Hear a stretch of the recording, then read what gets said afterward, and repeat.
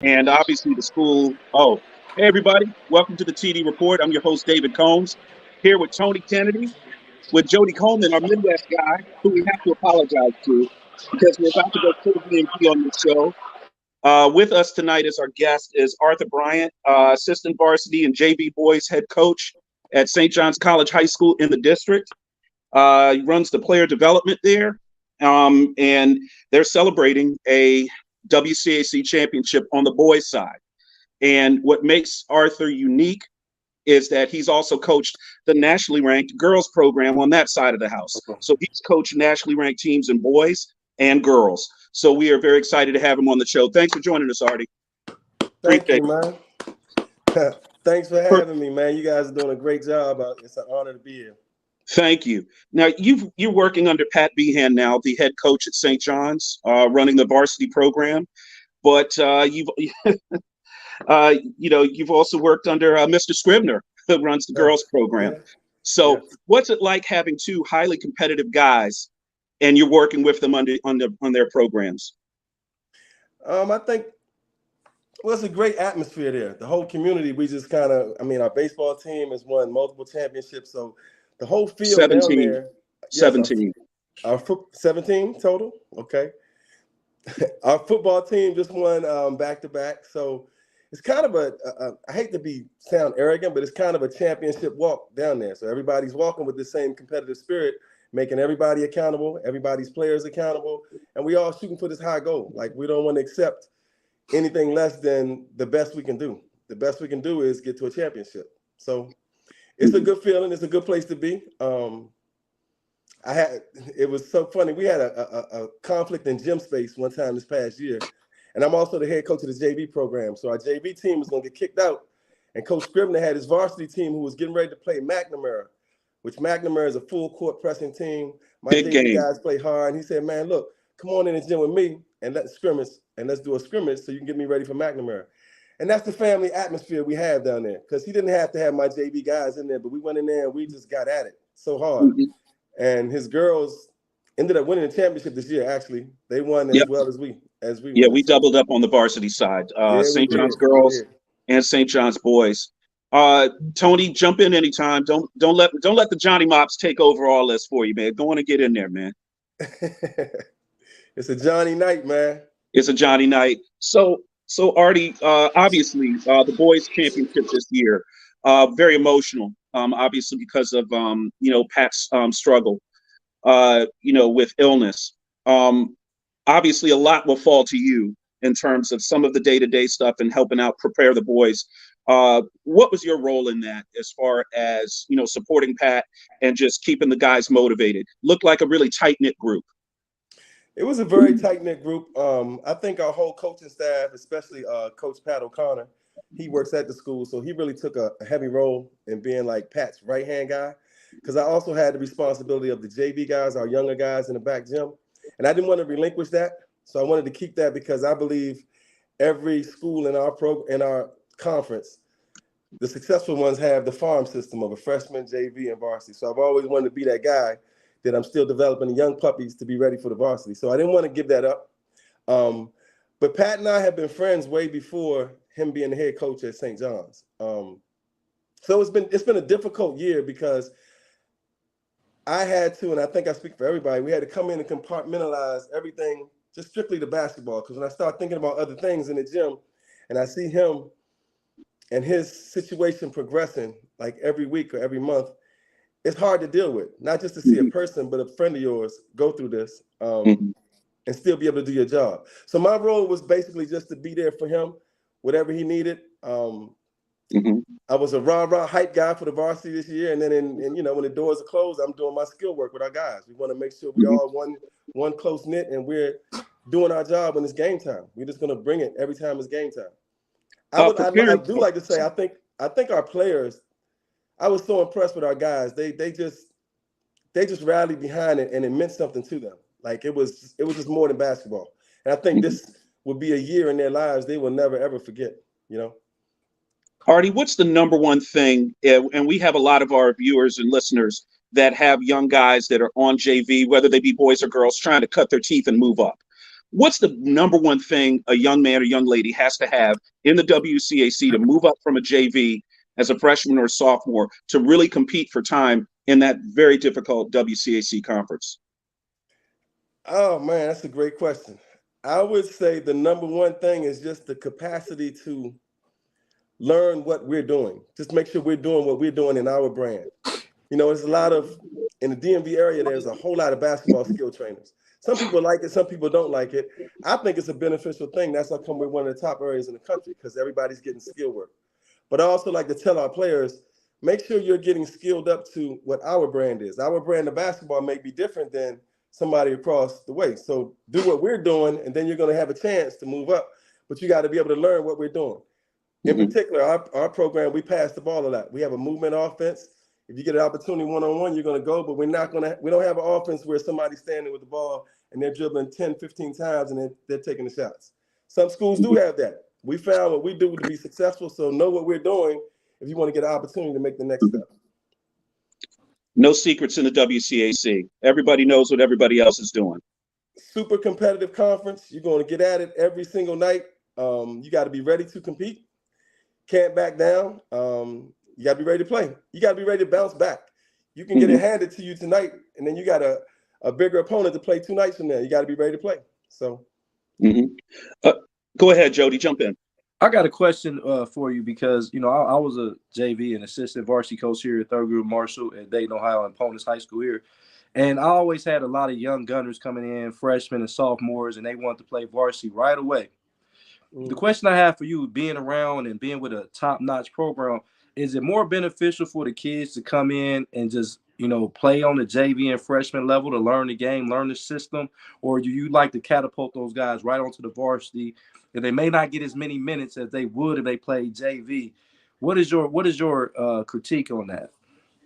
That's a good question too, Jody. I think it basically works for whatever individual. I think some players need to be in that young stage, be on the JV setting, get the minutes you need to get, learn how to be that dog we want you to be. It's going to make your confidence go to a super level. Then you're ready to step up the next year and maybe compete for some time.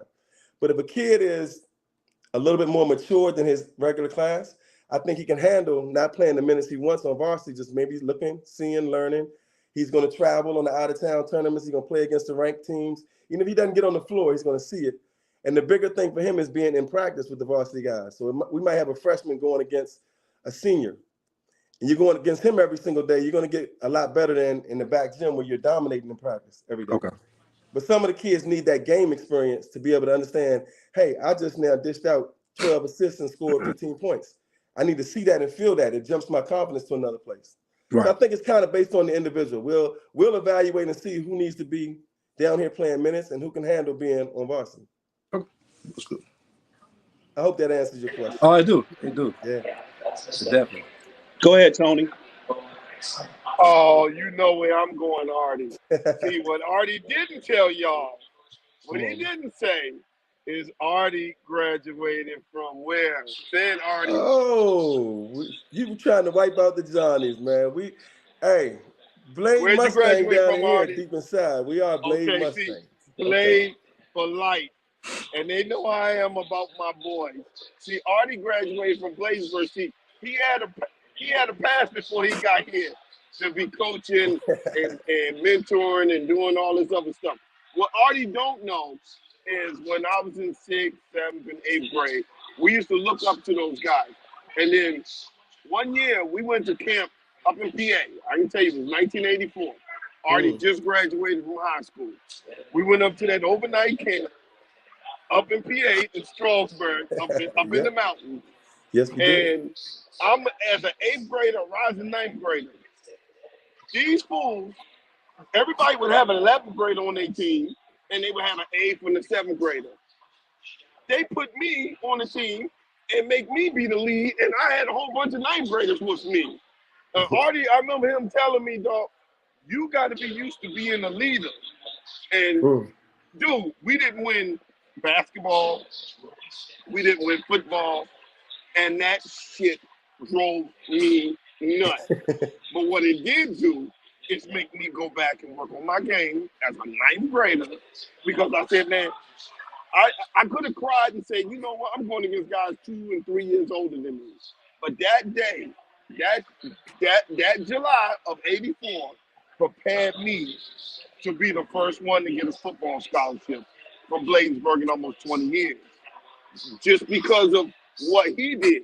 And I knew what he was doing because we grew up playing, and he saw me. He saw that in me. So I know if you saw that back at 18, Artie, I know what you're doing right now in your mid-50s and helping these kids, man, which I never told you that. Thank you. Wow. Thank Wow, you, brother. I remember that camp. I remember that camp, man, like it was yesterday. It was Yeah, a beautiful thing. yeah. It was a beautiful opportunity. And just to piggyback on what Tony said, coming out of Bladensburg in my class, in my era, it was a lot of athletes and probably in the DMV, everybody didn't have that path of saying, I want to go to college with it though. So I saw some young guys behind us that like, man, I want to see these dudes really, really maximize their talents. And then Tony came through and Tony started becoming special in both sports. People don't know that how good Tony was playing basketball. So I'm like, man, this dude can write his ticket either way. I'm not going to see him. And it was 3 other youngins too. I didn't want to see them go down the wrong path and not capitalize on what their talents were. So he was definitely a person. I'm glad you remembered that, man. You just put a tear in my eye, man. That was like it was yesterday. It was cool. Hey, man, I tell people about that all the time because I'm still cussing you out because I lost the basketball trophy. I lost my football trophy because I'm going against these old dudes, man. And that summer of 1984, I ain't never worked that hard on my game. You had to put that dog in you, man. You had to get the dog in you, man. That's what it Well, is. you did it. Yeah. You put the dog in me. And that dog has never left me because I fight every day and I think about that summer, July of 1984. And I think about it. That's been 39 years, man. Wow. Think about that. That's been 39 years. And the fight. And so I knew you were born to do this, Artie. Most people don't understand, man, who you are and what you have been doing. And even when I hit you 6 months ago, I said, Artie, you need to manage these players because, dude, you're doing it the right way. And they need people like you to help them because they got some clowns around them. They're not doing it the right way. And you've been doing it the right way. So they need people like you, man. Whether, you at St. John's or whatever. I like it because you take players from nowhere. You don't give any money. And you help them. And you need to be appreciated. That's why when I thought about it, I said, let me get Artie on the show. Because you can talk. When you talk basketball, people need to listen. Because you know what the hell you're talking about. And we go at it on Facebook all the time. We go at it a little bit, and you'll see it. That's fine. But if people are watching, people are listening tonight, people will listen later. They're going to find out, and they will contact you because you're going to help somebody, like you helped me, get that full ride. You're going to help somebody else out. That's right. So let's talk. Thank you, man. I'm proud of you, Tony. Real proud of you, man. Let's talk about some of this movement, guys, because this is unprecedented what's happened in the DMV over the past 2 weeks. Sadly, Georgetown had to let Pat Ewing go as coach. Had to be done. So the Georgetown job opens up. Ed Cooley, former Providence head coach, comes down from Rhode Island, takes the Georgetown job, leaving the Providence job open. Kim English at George Mason takes the Providence job, leaving the George Mason job open. Tony Skinn, former GMU star, George Mason star, and Tacoma Academy guy, local dude, leaves Maryland as an assistant, takes the George Mason job. You with me so far, Jody? Oh, yeah. You with me? Okay. Then that prompted former DeMatha star, McDonald's All-American, and Maryland standout Dwayne Simpkins to move over from George Mason to take the American University job. Yeah. Then Maryland hires former DeMatha star and Old Dominion star, local guy done well, Mike Jones, former DeMatha head coach. University of Maryland hires him to come in and take Tony Skinn's previously inhabited job where he had left to take George Mason. How are we doing? He comes over from Virginia Tech. We still good? Oh, yeah. You want any more? Let me see. Let me give you a little more that shows that the DMV runs basketball in college. We'll talk about that in a second. Angel Reese, Angel Reese, St. Francis High School in Baltimore, late of University of Maryland, wins most outstanding player at the Final Four, hoists a trophy for Louisiana State. That was yesterday. Her cousin, Jordan Hawkins, former Gaithersburg and DeMatha star, is going to try to take UConn to its fifth national championship. Would that be five? Fifth. Okay. All right. And on the call tonight, South Lake's own Grant Hill will be on the call. Local guy. I won't mention that he went to Duke. I want to say this. Dave, I want to say this already on, of course, Tony, this is the question that I have for guys in that area. Now, like I said, I played ball. I heard about y'all back when I was in high school. Everything in Maryland I heard about. I heard about the Dunbar in Maryland because we got a Dunbar here that dominate here. So I'm pretty sure they got a nice program down in that area. We have two Dunbars. We got two. Are they both real dominant? The one in DC used to be, but the one up in Baltimore was for a long time. Yes. Yeah, our Dayton Dunbar is legendary, and they in the last 20 years they got 6 state championships in basketball. They had Daquan Cook and Norris Cole. Those are 2 guys that's in the NBA. They was on the same team when they played. That's nice.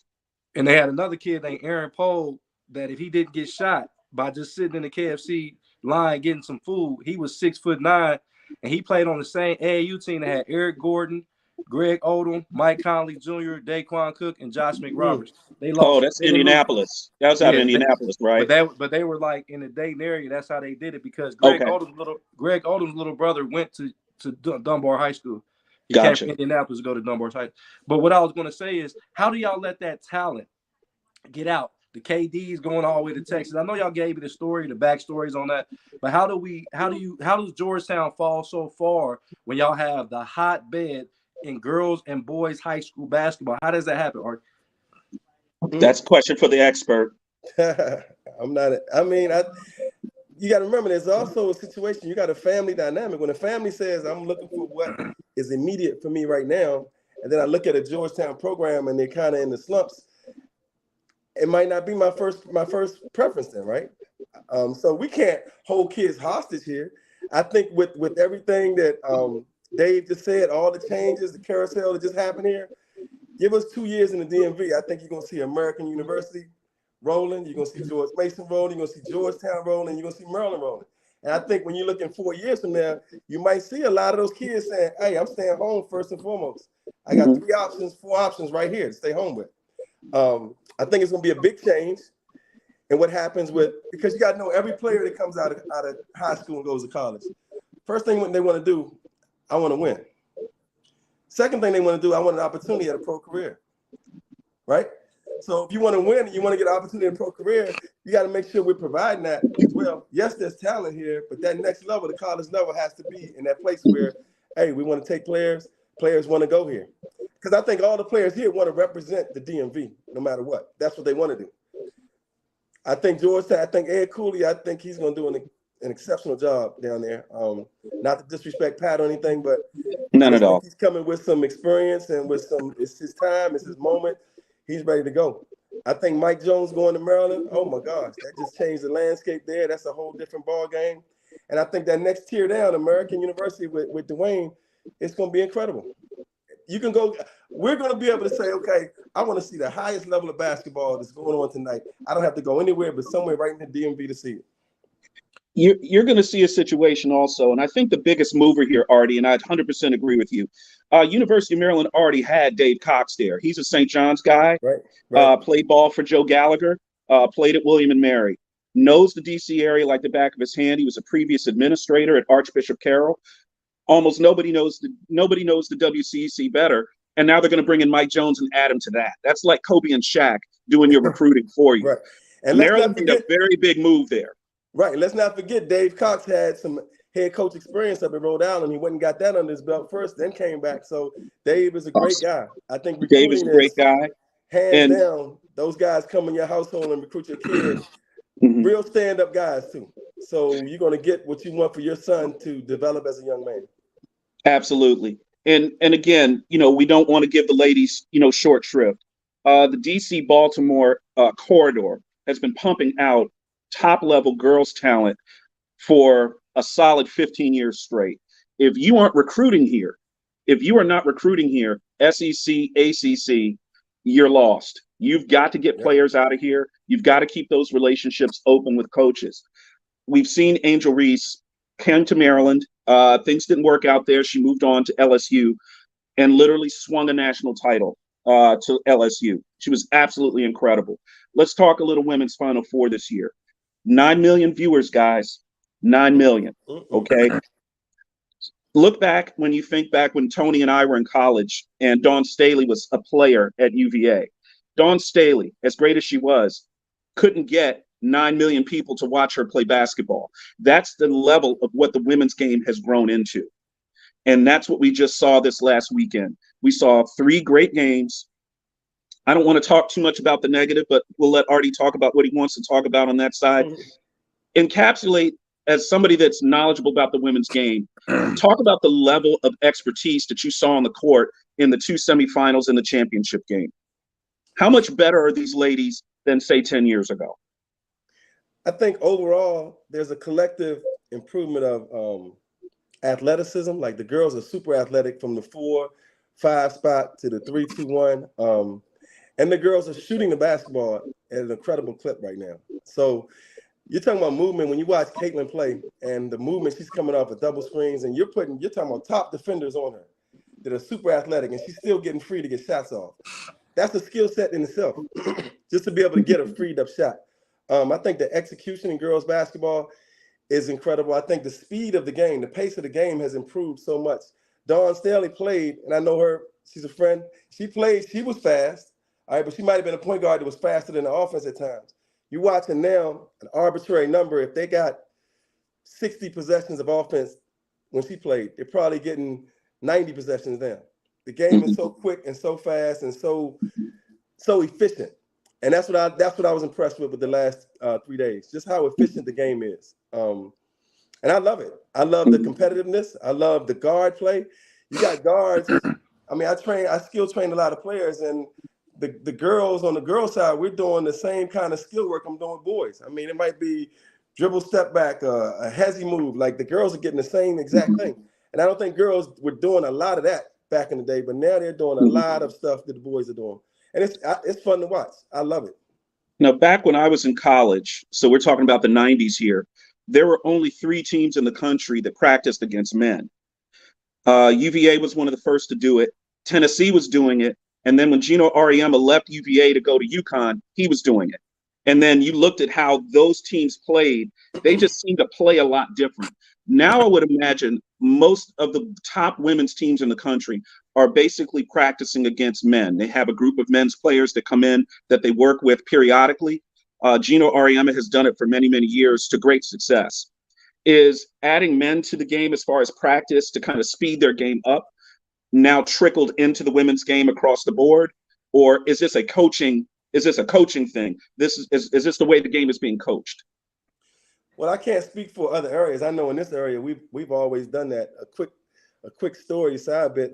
Kara Lawson reached out to me when Paige Buckers was 15 years old. They had the 3-on-3 U.S. Olympic squad going internationally, and they were getting the gold medal every time. So they came on. They were getting prepared for that right after our season. And she reached out to me, hey, can you bring some guys down? I want to get my girls ready.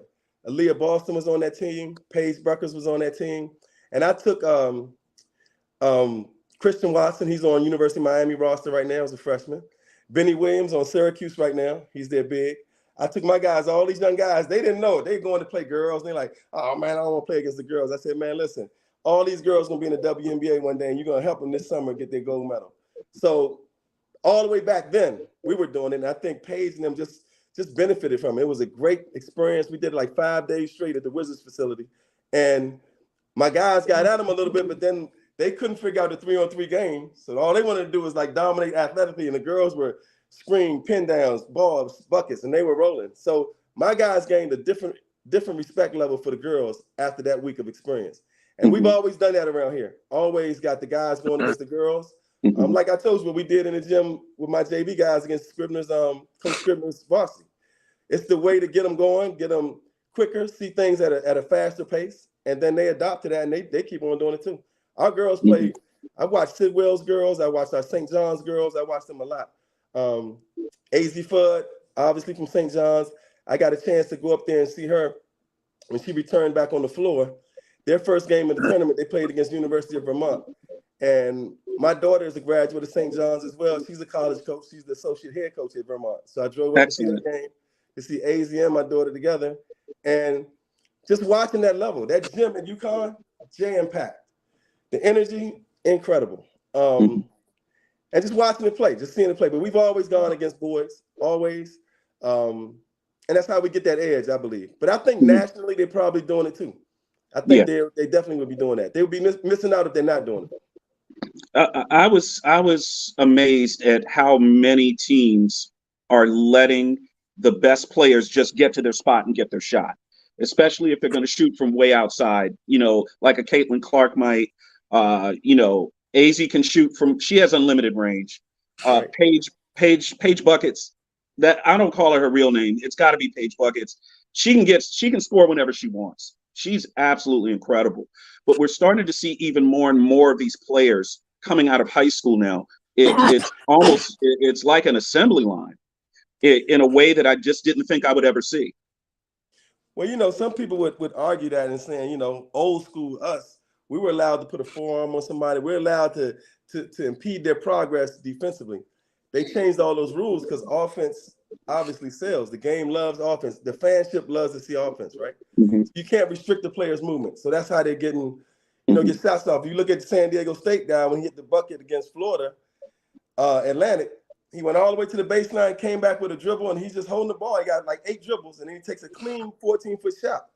But I think the defender was scared to make any contact on him because you're going to get a foul call. So you got to play him straight up, right? But I think that the rules of the game have changed to benefit the offensive side because I think the offensive side is why you have all these viewers watching the games too.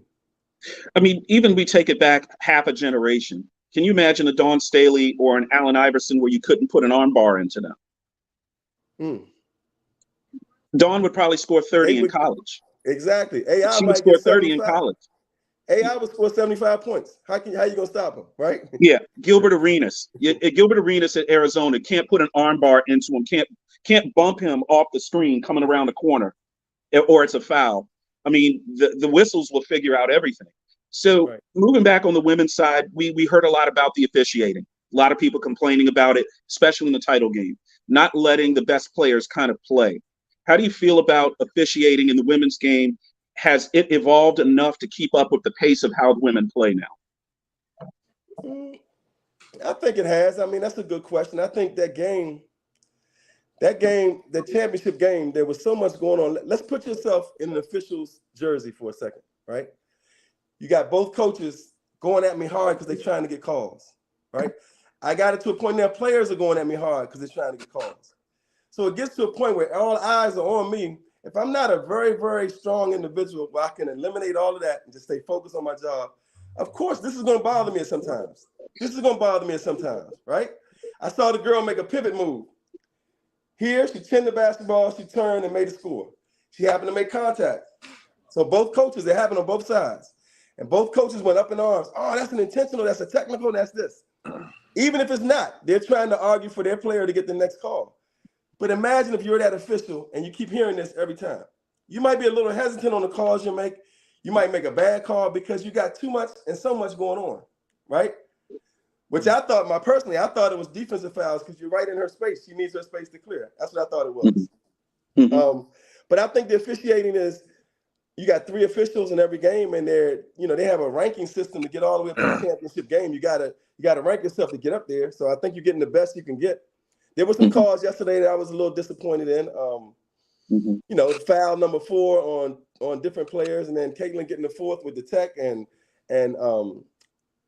I think 2 other players on LSU got 4 fouls. So it was just I wanted to see the players play, but at the same time, a foul is a foul, no matter who you are or what time of the game it is, right? You foul. Can I say something, Dave? Go ahead, Jody. First of all, don't nobody watch the game for the officials. So if this ain't for you, then you don't need to be officiating. Right. This is not for you. My thing is, like I said, I coach high school basketball. I don't care. I'm from the streets of Dayton, Ohio, and we play rough. So I'm not used to fouls being called. I'm pretty sure y'all the same way. I ain't used to fouls. I learned how to get a jump shot because I was tired of going into the basket getting my head knocked off. So when I say this, it's about consistency, Artie. Like, I don't mind if you're going to start the game, be consistent all the way through, and you'll be okay. I know that you're speaking from a coach's perspective, and sometimes coaches can't say what we really want to say to officiating because at certain levels you get fined. But a lot of these officials, to me, seem like they're trying to get a name for themselves. So when you made a point, you said that this is the best we can get. I don't like that terminology. This is an elite sport. We're playing at the highest level. This can't be the best we can get. We got to get the best. And guess what? If they can't do it, then go over to the men's side. Bring those men, the referees over here. Go to the NBA because we're talking about national championships implications, and these guys are not being consistent. That's my only thing. It has to be consistent. I agree with that. Now, when I say the best we can get, I'm not saying that's the best we choose. I was speaking like the ladder they have to get to when they referee the championship game. Okay. They've had to be approved by this and this and get to that place, right?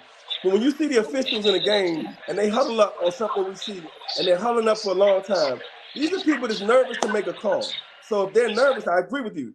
Don't do this job if you can't make the call, right? You got to make the call. But today's game, there's a lot of this going on from on the floor. Trash talk, we just saw what was evident of that. It's a lot going on with that. It's a whole bunch of that going on. So I can't imagine.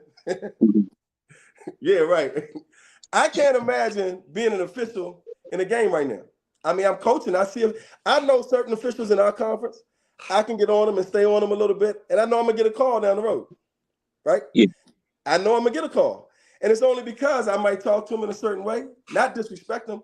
I know how to get them on my team. I know how to work with them. They shouldn't allow me to do that, even though a lot of them are my friends. They should not allow that to happen. But I know I can do it. So if I'm just thinking of an official that's getting all that every time from both sides, sometimes coming down the crunch of a game and everybody's watching and all this viewership, they might get nervous. The officials last night looked like they were nervous to me. A little bit nervous coming out of the stretch. Hey guys, let me throw in a real side note. Somebody just hit me up. We talked about all the locals. We forgot to give Howard's Kenny Blakely his love. Shout out to the champions.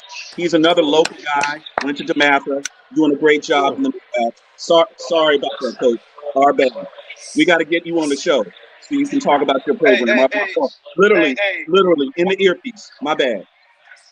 Hey, while we're talking about this women's Final Four, let's talk about the team that nobody's been talking about, which is Virginia Tech. They had them damn girls beat. And they would have beat our, and we would have been national champions. But this is the reason why I said Angel Reese is the best player. She was frustrated in the Virginia Tech game. We went to that 2-3 zone. She was frustrated. She worked her ass through that. And she stayed on her teammates. And she put that team back. And she rebounded like Dennis Rodman. I have never seen nobody rebound in a championship game like she did against Virginia Tech. Then let's go to the championship games. She gets in foul trouble. Did you see her on the bench? She was a coach, a player coach, directing players in the game all the way. She never once bitched about anything. And then when she got her chance to get back in the game, she came right back in the game like she didn't have 2-3 fouls and led her team to victory. That is a player. That is a team player that they want to call classy. That girl right there showed me everything that I need to know about a team basketball player. And for you fools to call her classman, F y'all. Every last one of y'all. Because y'all pulling that bullshit, racial shit. And don't get me wrong. The girl from Iowa is the Steph Curry of the league. She is great. But she don't play a drop of defense. She ain't in there like Dennis Rodman. She don't have like to. Karl Malone. She don't have to. Like Akeem Olajuwon. I don't care if she played defense, Tony. I ain't come to see that. That girl can ball. But guess what? I'm sorry. Guess what? The Bulls don't win their championships those 3 championships without Dennis Rodman. They don't I win them agree. without Scottie Pippen's defense. They don't win them without the block shots. That is what Angel Reese brought to the table. And what she showed in those 2 games is the reason why I would take her first. Because she is the ultimate team. Did you see how she give her players credit? She stayed on them, dude. I mean, superstars cry and complain when they get in foul trouble. You saw when your girl went out with 4 fouls. She was crying and complaining. But Mhm, nobody talks about the other girl was on the bench longer with 2 mhm, fouls. Ain't nobody say that. See, everybody got an agenda because they thought Caitlin was gonna lead them to the championship. Y'all don't even watch college basketball. I had to argue with our thing. You don't even watch college basketball. And all y'all emotional. Y'all only emotional because it's black and it's white. That's the only reason why y'all are emotional. So cut the bullshit with me. Cut the bullshit. See, I call it out every time I see it. If black folks do wrong, I'm gonna call it out. But we're not gonna live on that double standard bullshit. I don't live on double standards. If she does this and we do it, guess what? Then if you don't like it, take your ass to the street and play basketball or in the street court from Dayton, Ohio to Baltimore, Maryland. And watch the trash talking that you're gonna see. Some of y'all sitting here complaining, like, she didn't do it, she did it longer. Man, that's BS. That's BS because if you're a real basketball player, you understand trash talking is a part of the game. Larry Bird did it better than anyone else and still killed you. So guess what? If you're going to watch girls basketball, it's going to be on the same level as men's basketball in the trash talk. It ain't going to stop, and it ain't going to go nowhere. So all these people that was just all of a sudden you knew in this girls basketball stuff, spare me with that BS. Spare me, please. My take has always been this, Tony. I coached at a CYO level, so obviously a level below where Artie coaches. I wouldn't allow my kids to do that, but that's because they're kids, real little kids, and we're trying to teach the game at a different level. At the high school level, it's kind of a middle ground there, and it depends a lot on the coach. It depends a lot on the school culture, and what their community is going to allow.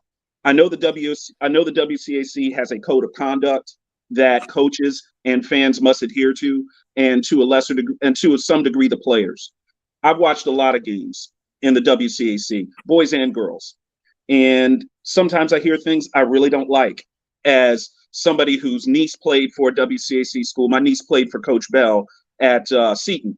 So you would hear things every now and then. But the thing is this, Tony, and something I think that needs to be spoken about. Today's players are more likely to be spread out across the country, but with AAU allowing them to play in national tournaments, regional tournaments, a lot of these people, these young players, already know each other. In the old days, you could be from DC, go to school at a Maryland or Georgetown. You might not know the best player in the country lives in Detroit. You might have never seen him before until you actually play against him or her. Nowadays, these guys have played. Azzi Fudd and Paige have played against each other for 3 years in high school, 4 years in AAU, and they're not from the same area. You see what I mean? They not just knew each other, they knew about each other. And Paige even said, when I first saw Azzi, I wanted to see how good she was at a tournament. I needed to know for myself. She knew she was going to UConn. Azzi couldn't commit yet because she was still a freshman. Paige knew she was going to go. And she said, it's typical of competitive atmospheres. You look around the room to the guy to your left, to the guy to your right. Who's the best guy in here? Who's my competition?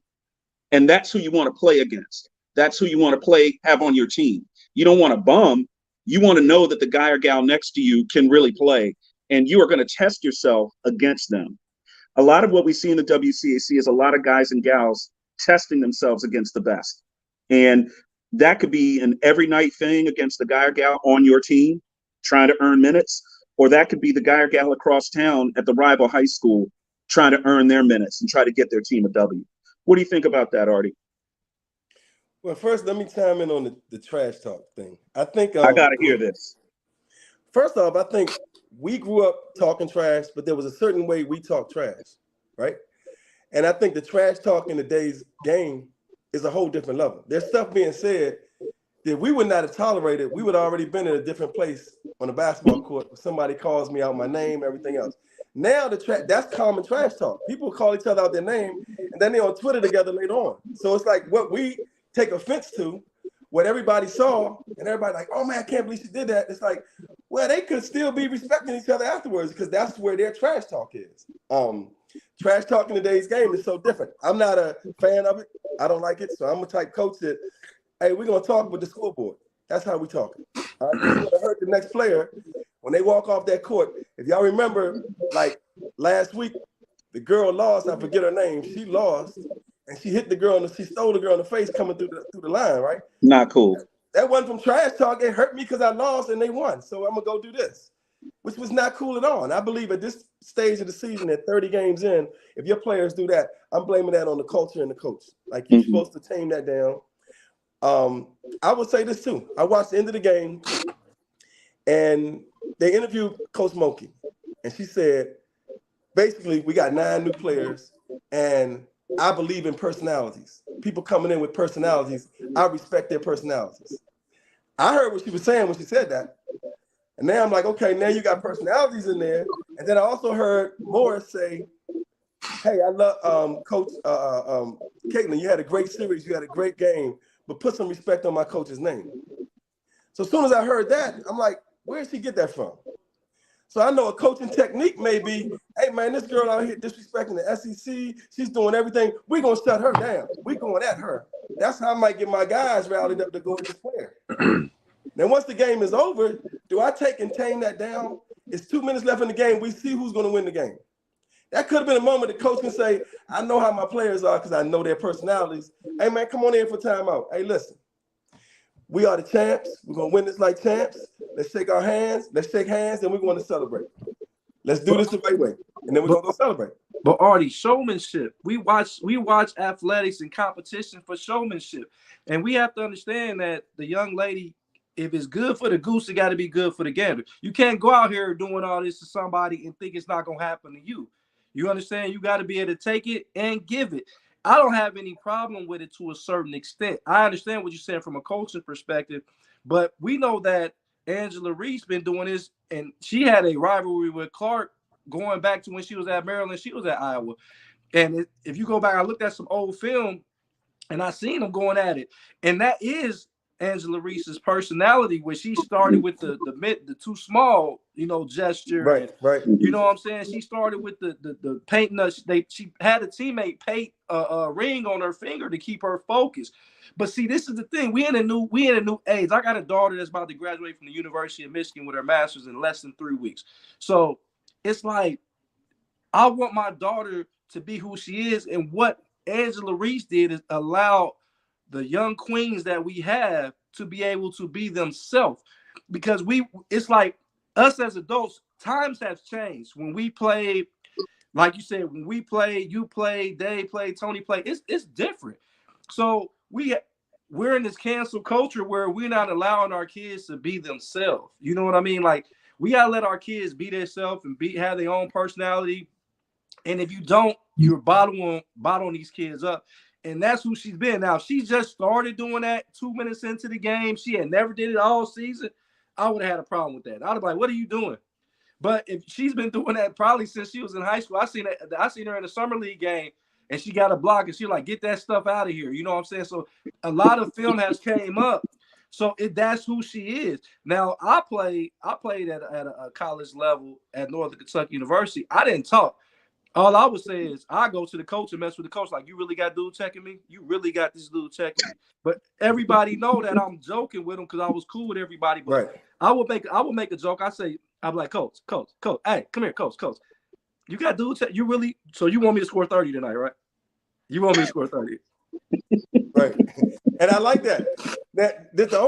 I don't have an issue with anybody with that. If you look at the girls' game, man, everybody's showing their personality. In fact, the reason Angel's getting the NIL because of her likeness. She is herself. So she's getting paid to be herself, right? She's doing her thing. I don't have any problem with that. I have everything in a square circle. Let's go at it. All right.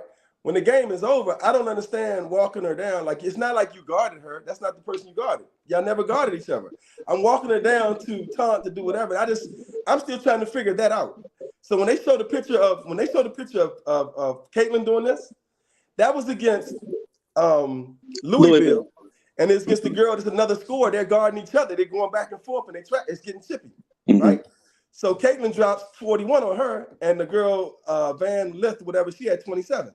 Yeah. So that was against them. So I'm saying, all right, what does that have to do with you, Angel? If you're going to talk, I'm cool with talking, but talk at the beginning of the game so we can battle it out. The game is over, now the game is all the way over, and then you want to talk. I don't mind her doing that.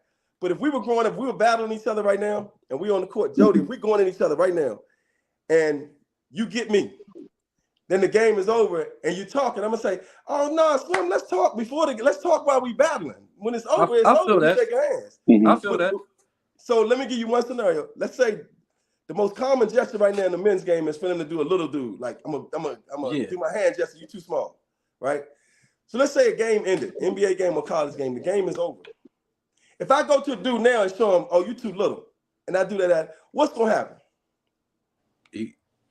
It's gonna be a problem, right? It's gonna be a problem, right? Because the game is already over. You can do that while we playing, but don't come at me like that when the game is over. What is that for? What is that about? So that's my standpoint where I come from. I just didn't understand, like, why do that now? I don't understand that. Where's the fun? I think in that aspect, she had that already in her mind. I think you gotta think in America, they gave this girl, they went ahead and gave her the best player on the planet when she scored 41 points like it never been done before. It was a young lady from Oregon that was putting up numbers like this. We forget just about Sabrina 20 years ago, she was putting up triple doubles, and she was doing the same thing at that level. But now she's doing it at the WNBA too. Doing it at the WNBA level too. So my thing is, if you see something on TV, you like, when I get a chance, I'm gonna do the same thing to her. You can't do that if you lose. You know what I'm saying? You can't go do this when you lost. So you're right. I'm waiting for this moment, and I think that moment is geared up by the coach. The coach I got 9 transfers in, and all these transfers came from somewhere else, and they were all Americans, so they hungry. They coming out of something they hungry for. So I'm gonna feed them some steak. I'm gonna feed these Rottweilers some steak. Hey, go get this girl. Boom, right? Now we got the girl, but she still dropped 30 on you, right? So you saying she you balled. can't guard me. She balled. She already gave you, and you guess won. what? She didn't have enough. So I don't care if she had a 99. I'm still gonna do that because you didn't have enough. I don't believe in somebody having 50 and lose and you cheering. You didn't do enough. I totally agree. But the girl that was battling her, Morris, that's the person going at her. Right. She the one that's like, oh, I'm giving her respect and she giving me respect. They chummed it up before the game. Like they have a battle that I love watching because I love Morris. I think she's the glue to the team. I think she's the best player on LSU, in my opinion. Yeah. It's a game within the game. She got all the buckets coming down the stretch. All Angel was doing was giving her screens, which I'm not mad at her because Tony said that Dennis Rodman, right? She's doing her job. She's doing her job. Again, I don't care what she did. I enjoyed the game. I hate the fact that now anything you do today, it becomes public opinion. So now that becomes public opinion. They made this a big story, and it takes away from everything we just talked about. The best Final Four that I've seen in girls basketball, and I've been around a long time. The best championship game I've seen, and everybody's talking about that though, right? So but that's okay. But I'm a big brother. My little brother's birthday is today, and guess what? You mess with my little brother, I'm coming at you. I'm coming at you. And that's how I looked at Angela Reese. That's my little sister, regardless who is older in age and grade. I'm coming at you. Who was her sister that she's protecting then? She's protecting who was Gardner. The girl from Louisville? Yeah. Because baby, Caitlin did it. You never know if they're cool. No, she said she was protecting the SEC. It was an SEC thing. It was an SEC thing on Friday. But you remember, she did come out in the paper and said, "You guys can't guard us the same way you guarded USC." And then Caitlin said, "Oh, don't worry, we won't." And that was gamesmanship, right? Over that was going, and I love that. I love that going back and forth. Like, yo, hey, look. And if you mad, look, if Angel Reese is mad because y'all, it's disrespectful. You let my girl shoot the ball for South Carolina. Then guess what? The girl from South Carolina got to get in the gym and come to the DMV and get some training so she can make some jump shots there. How about that? Right? You know what? It's beautiful. They ain't Iowa did. understand.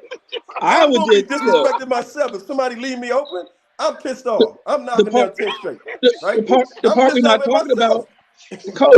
coach. The part we're not talking about is Iowa did LSU a favor because we know what happens when LSU plays Exactly. South Carolina straight up.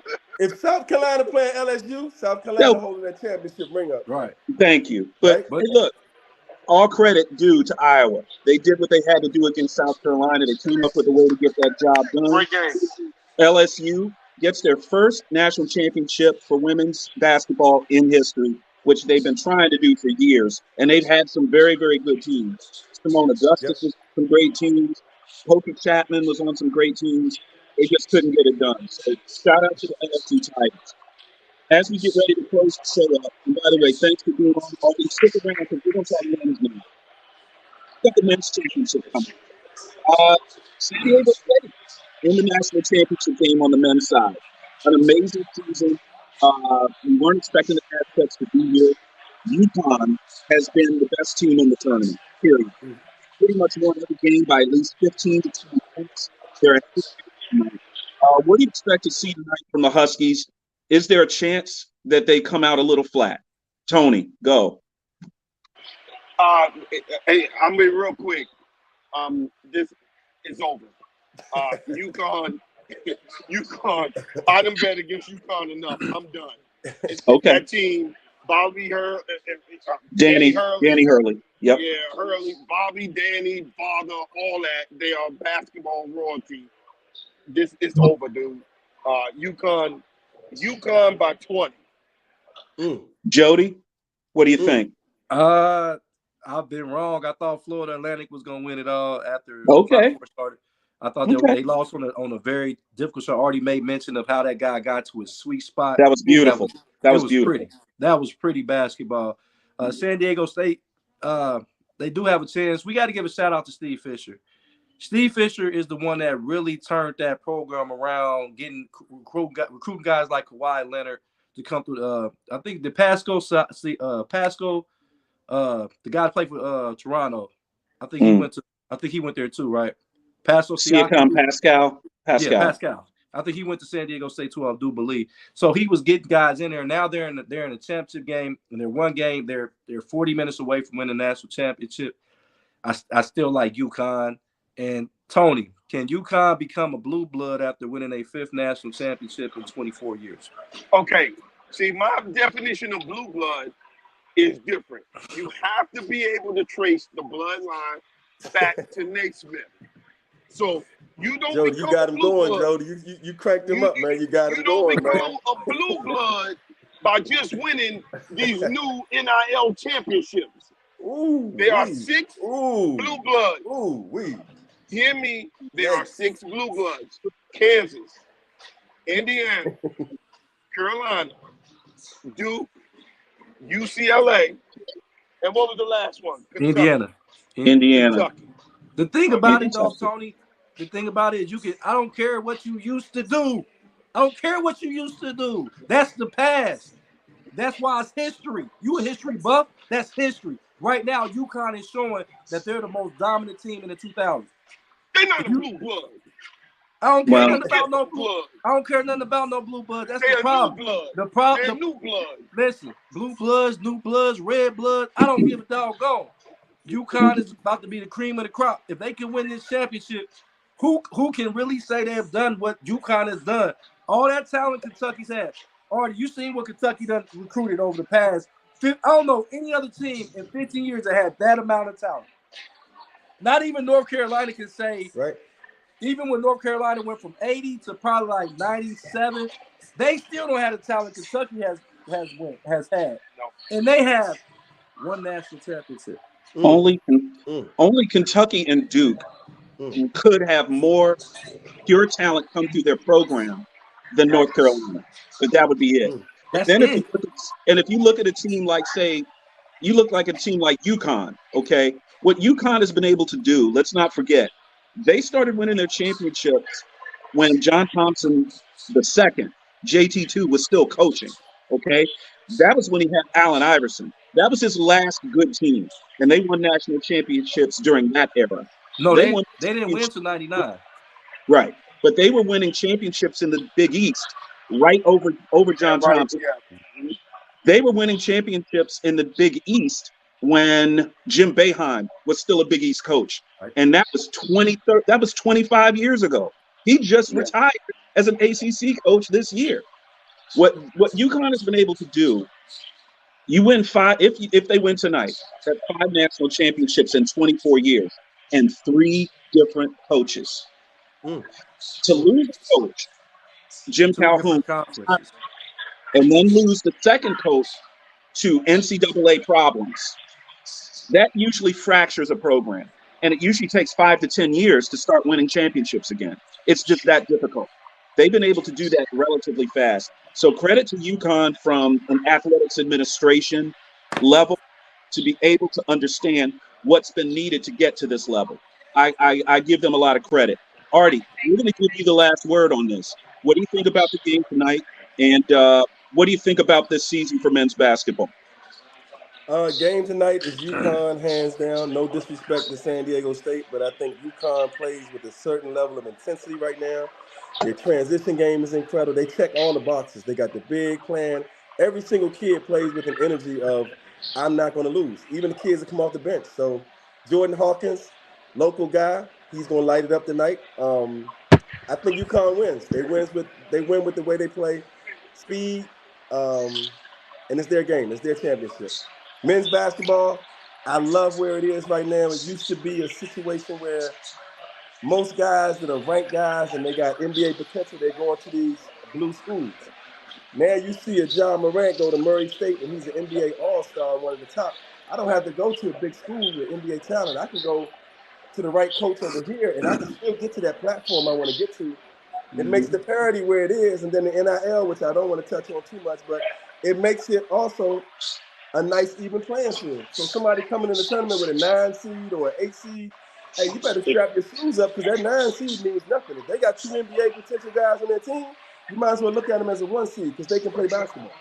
Well, see, the problem already on that is if UConn wins tonight, we not talking about Florida Atlantic being in the Final Four, or we're not talking about San Diego State. If UConn, because UConn is the team that will have their 5th championship in 24 years, it won't matter. Now, if San Diego State wins, then I feel like the narrative will finally change of what you said. So now you got these 5-star guys like, man, I graduated from Central State.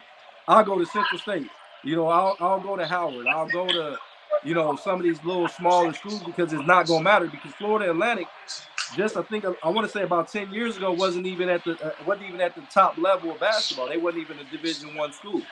So they, in that small period of time, they have made 2 amazing runs. This one being the best run they ever had. But remember, they made it to, I think, the Sweet 16. Cody, check me on my facts on that. But I believe they made the Sweet 16, I want to say 8 or 9 years ago, I do believe. So you think that Sweet 16, Jody, let me ask you think that Sweet 16 run they made is the reason why they have players in their program right now who got them to a Final Four? Absolutely. So I don't think it's going to be invisible that they went to the Final Four. I think UConn wins. That's the bottom line. I think Florida Atlantic, they had their opportunity. They had a lead coming down the stretch, and you got a chance to win that game. So you still got to get over the hump and say, we're going to win this game. We're going to the championship, right? So that's the next step for them. Hey, Artie, nobody talks about it, but that was a great coaching move. With 38 seconds to go, they did a 2-for-1. Instead of going for the 3 to tie the game, they did a 2-for-1 and said, we're going to play defense. And we're going to have about 8 seconds or less to get it down and get a shot. And it worked perfectly. You see a lot of 2-for-1s in pro basketball. Right. The percentages say that's how you should play it. The percentages say that's how you should play it. Don't go for the desperation 3 because that's a lottery shot. If I don't hit it, game over. Period. So they gave themselves a chance, right? But Artie, this is why I feel like if UConn wins this championship, all the other you keep saying if, Jody. You keep saying if, Jody. I don't know. Come on, man. But okay. What happens is those coaches are removed from those programs because here comes the Kentuckys of the world and the bigger UCLAs of the world offering this enormous amount of money. Because I think coaching has a lot to do with that. Because I cover some of these games. I was at the Fairleigh Dickinson game here in Dayton, Ohio. And I seen Fairleigh Dickinson. Then they went on. I seen them again in Columbus when I covered the game at Nationwide Arena. They And the beat coach is Purdue. gone.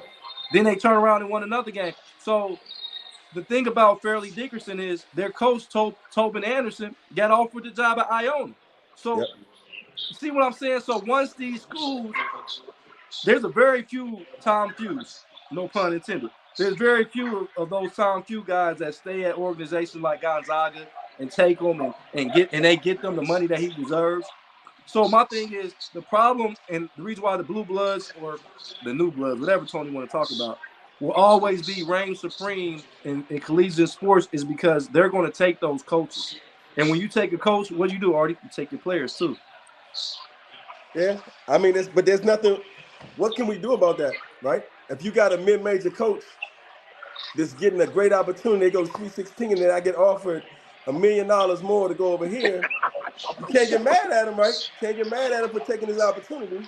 Some people will do it, some people won't. I think that goes all the way back down to the character of the person.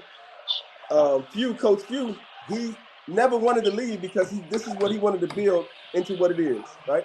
But how many, if you got 10 coaches in the line, how many of them are willing to say, I want to do that? And you can't get mad at them when they say, I want to make another move. You know what I mean? I don't know what we can do about that. I don't know what the answer is to that. It's going to happen.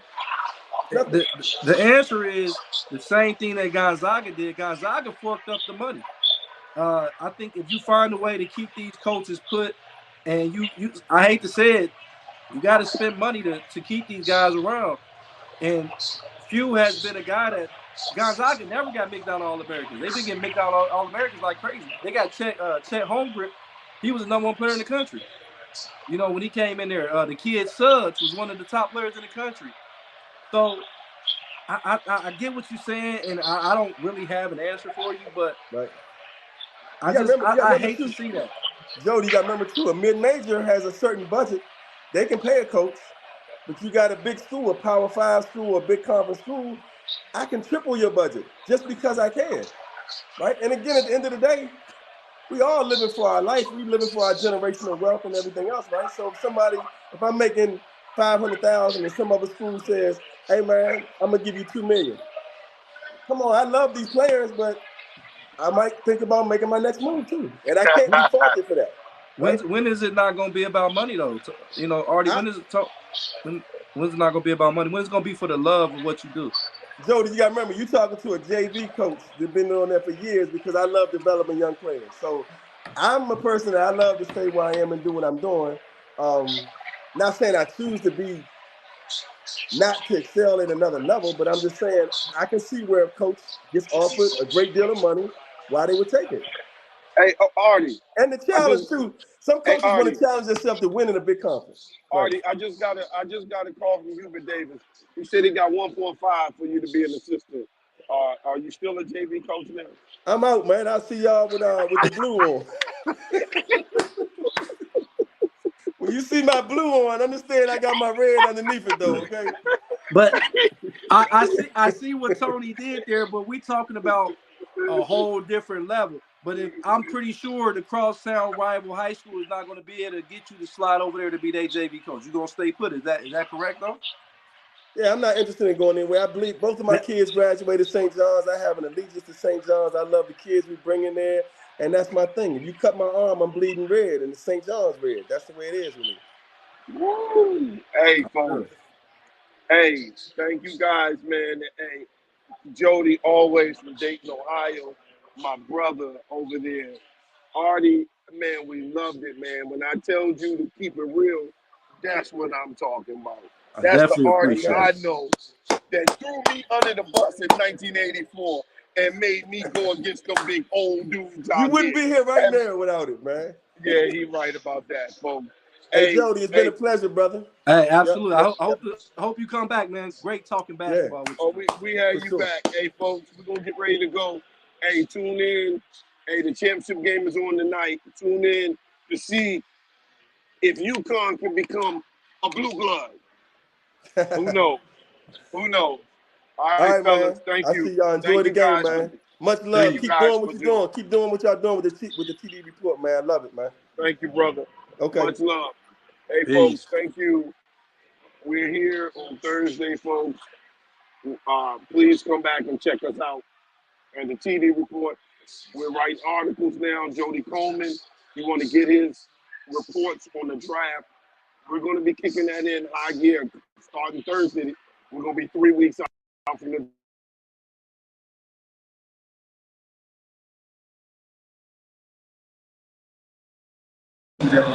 Please stay with us for the draft report. Gotta go. See ya.